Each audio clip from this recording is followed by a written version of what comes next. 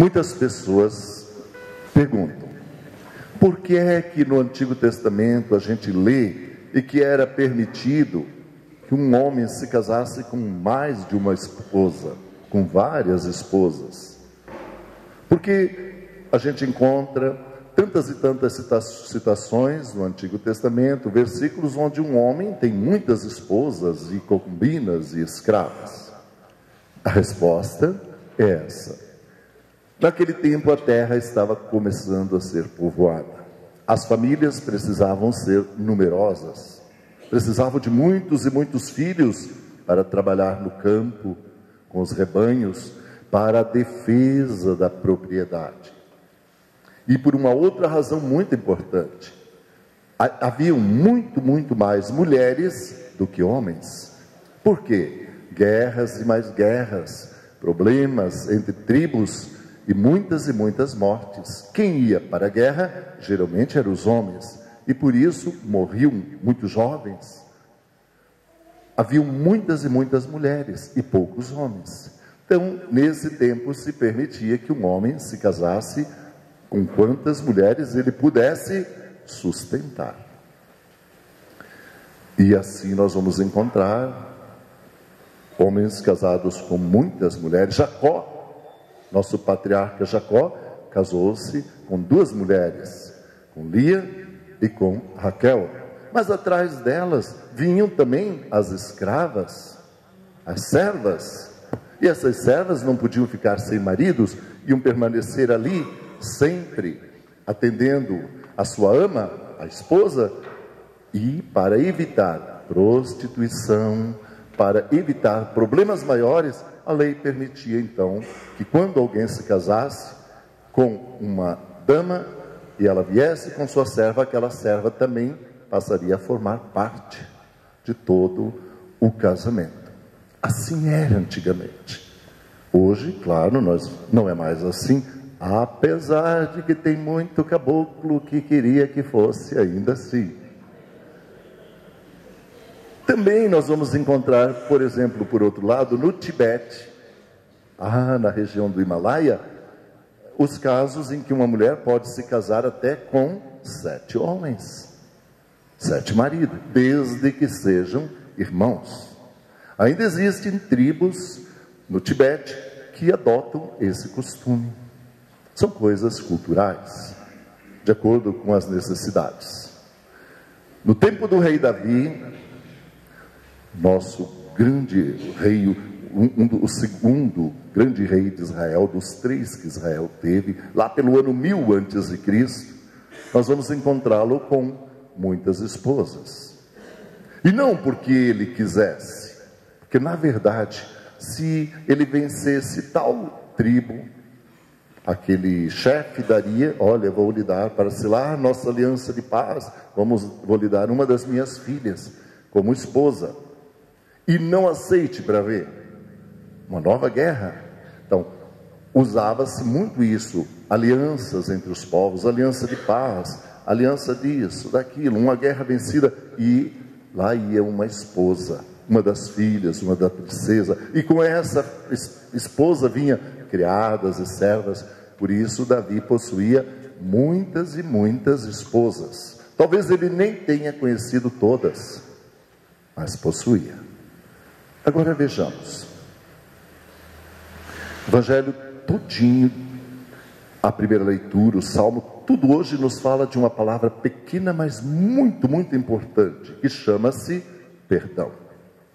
Davi tinha todas aquelas esposas. Um dia ele estava andando no seu terraço, no seu palácio, num fim de tarde, olhou lá para fora, como quem não quer nada, e viu uma senhora jovem se banhando.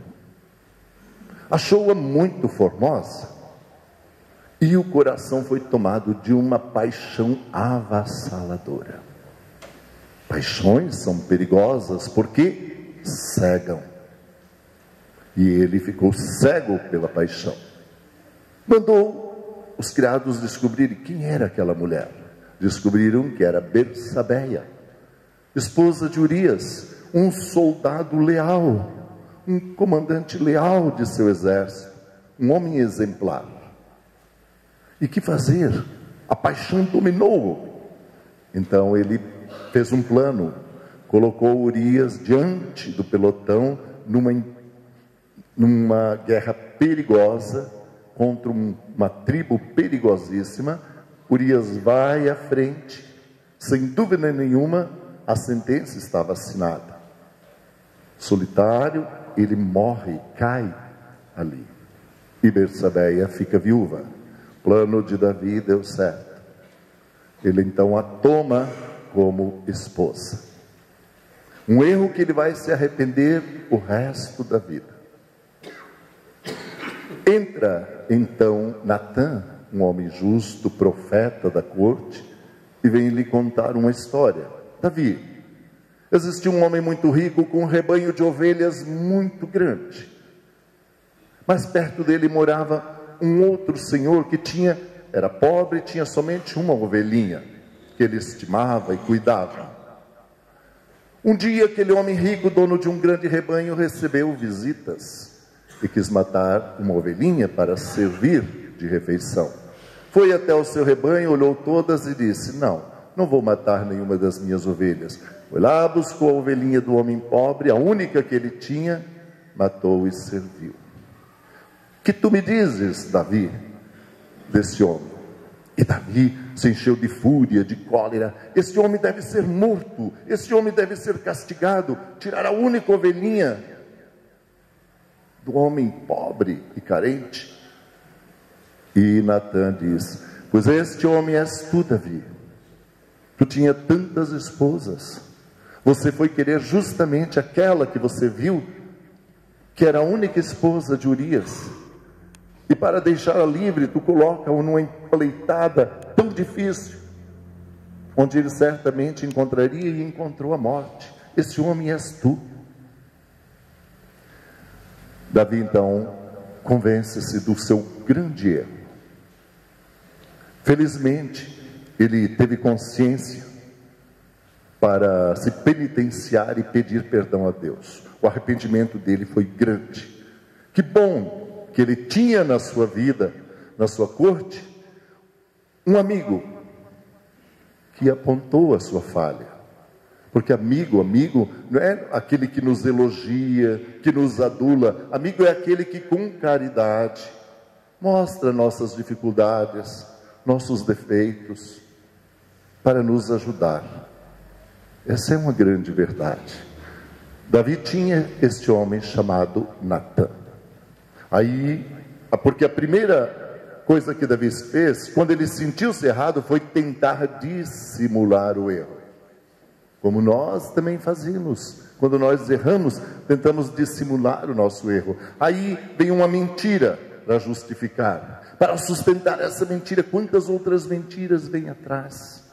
Até que chega o remorso, a consciência de que erramos verdadeiramente. Como aconteceu com Davi. O Evangelho de hoje nos fala de algo muito bonito também. Jesus foi convidado para a casa de um fariseu, um homem justo.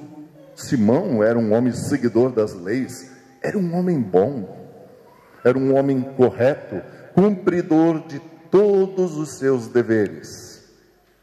Convidou Jesus, ouviu falar que ele era um homem bom, era um profeta, até pensavam que ele era o Messias, convidou-o para ir à sua casa. Jesus vai àquela casa, porém, com todas as qualidades que esse fariseu chamado Simão tinha, faltava-lhe uma coisa importante, que era a misericórdia. Ele, infelizmente, talvez devido a todas as leis com que ele foi criado, ele separava as pessoas. Esse é um grupo santo de seguidores à lei. Esse é um grupo de pecadores impuros. Fazia a grande separação das pessoas, a divisão. Simão, apesar de toda a sua bondade, não sabia perdoar. Não sabia compreender as faltas e os problemas dos outros. Aquela mulher que chegou, pecadora, como nos diz o Evangelho, ela certamente já tinha tido um encontro com Jesus. E Com esse encontro ela mudou de vida. Ela esperava uma ocasião para vir e agradecer. A ocasião se mostrou quando ela viu Jesus entrar na casa de Simão, o fariseu. Tímida, preocupada, conhecedora das leis, ela ficou por trás. Queria demonstrar gratidão pela mudança que ocorreu na vida dela, o perdão que veio de Jesus, a compreensão que veio dele, que mudou toda a sua estrutura. Ela chega por trás, chora, lava os pés de Jesus com lágrimas, porque todos que recebiam alguém naquele tempo ofereciam água, faziam um gesto bonito de lavar os pés, todos andavam praticamente descalços, ungia a cabeça com óleo para demonstrar as boas-vindas, dava o beijo no rosto de boas-vindas. Simão não fez nada disso, mas a pecadora chegou, chorou muito, derramou perfume caro, ungiu os pés de Jesus com óleo de alabastro e enxugava com os cabelos. Simão ficou zangado. Senhor, pensou ele, tu está te deixando contaminar por essa mulher, todos conhecem, é uma pecadora. Então Jesus conta aquela bela história que nós ouvimos no Evangelho, que fala sobre o perdão.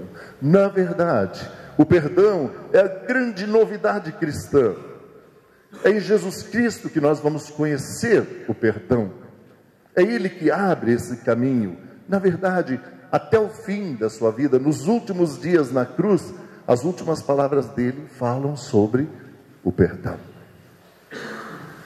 De fato, quando alguém nos ofende, todo o nosso orgulho fica ferido, nosso ego se revolta, e nós clamamos por vingança, por uma retaliação. Geralmente é assim. Porém, Jesus vem nos dizer que a vingança do cristão é o perdão. Difícil? Sim, muitas e muitas vezes. Uma palavra tão pequena, mas tão difícil de chegar e dizer: oh, me perdoa, por causa do nosso orgulho, as nossas vaidades. É tão difícil para nós reconhecer as nossas faltas. E nós devíamos, lendo os evangelhos, observando Jesus Cristo, nosso exemplo, aprender muito mais, ter essa humildade de reconhecer que nós somos tão pequeninos, que nós vacilamos, que a nossa humanidade nos faz pecar e cair, e que precisamos de perdão. Porque se os outros nos ofendem, também nós diariamente acabamos por machucar um, dizer uma palavra errada lá, dizer outra palavra que machuca aquele. Vamos precisar de perdão. Toda a natureza nos fala de perdão. Você pega a mãe terra, rasga ela, desmata, daqui um pouquinho ela começa a te perdoar, começa a criar novas raízes, plantas, folhas, árvores, tudo se restaura. Teu corpo, você se machuca, sangra, fere, dói, daqui um pouquinho o teu corpo começa a perdoar, lá de dentro começa a nascer a restauração, devagarinho, muito lentamente, vai se curando, fechando, parando de doer, cicatrizando. Quando você espera, o teu corpo perdoou, sarou. Claro que ficou ali a cicatriz, a marca. Assim é conosco. Perdoar é necessário. Não podemos dizer assim que eu esqueço, porque perdoar é uma coisa, esquecer é outra. Eu não posso retirar algo do meu pensamento, da minha memória e jogar fora, como eu faço com qualquer coisa que não serve mais. Eu não esqueço, mas o importante é perdoar. E eu tenho que ter a sabedoria de esperar o momento certo. Eu não posso dizer assim, não, eu perdoo, pronto. Mas não no coração, só de boca para fora. O perdão tem que vir lá de dentro, do íntimo. Devemos sentir esse perdão. E quando estiver muito, muito difícil de perdoar, é hora de nós nos colocarmos em oração e pedir a Deus, Senhor, conceda-me a graça de perdoar. Me ajude, eu preciso fazer isso. Tu me ensinastes. Eu sei que eu só vou ter paz interior depois de ter doado o meu perdão. Isso é importante. Também vamos lembrar que tem coisas que acontecem na vida da gente que não vai ser de um dia para o outro que nós vamos conseguir ter o coração preparado para o perdão. Por exemplo, as traições, as infidelidades. Existem coisas que doem, ferem profundamente. E nós vamos ter que dar o tempo que nós precisamos para poder perdoar. O Kairos é o tempo de Deus. Nós precisamos, Deus nos dá todo o tempo que nós precisamos para tudo. Nós também precisamos dar o tempo para nós mesmos, para muitas e muitas vezes oferecer depois o perdão. Na maioria das vezes, você rezando, pedindo a graça de perdoar, de saber perdoar, você vai lentamente, o tempo vai passando e você vai acabar descobrindo que tudo acabou. Você já perdoou. Foi uma coisa espontânea, automática, mas no tempo certo. Para tudo existe um tempo. Se você errou, vá até onde está o teu erro, vá até a pessoa, peça perdão. É difícil, mas às vezes você encontra palavras fáceis. Fulano, naquele dia aconteceu isso, isso, aquilo. Eu não queria te ofender. A gente estava nervoso, eu estava também, eu não estava muito bem. Acabei te machucando. Me desculpa, vai. A gente tem que ser amigo. Uma forma bonita de falar. Se alguém errou com você, seja generoso. Ofereça o perdão. É muito bonito. Vá até a pessoa. Fulano, aquele dia aconteceu isso, isso. Eu sei, você não queria dizer aquilo, você não queria fazer aquilo. Aconteceu, mas eu quero te dizer, eu te perdoo, não tenho mágoa, não estou zangado, não estou mais triste com você. Isso é uma forma bonita de viver e conviver. Ser generoso, oferecer o perdão. É isso que Jesus Cristo nos ensina. É isso que todo o Evangelho, a leitura de hoje, o Salmo nos fala. A grande novidade cristã, que é o perdão. Deus está sempre aberto a nos perdoar. Mas nós, nem sempre, às vezes temos tanta e tanta dificuldade, apesar das nossas fraquezas, apesar de errarmos tanto, temos tantas e tantas dificuldades para perdoar lá fora aqueles que precisam do nosso perdão. Pai, perdoai-lhes, Jesus diz. Perdoa eles, eles não estão sabendo, não estão tendo consciência do que estão fazendo. As palavras derradeiras de Jesus falam de perdão. Louvado seja Deus, louvado seja nosso Senhor Jesus Cristo. Amém. Seja louvado.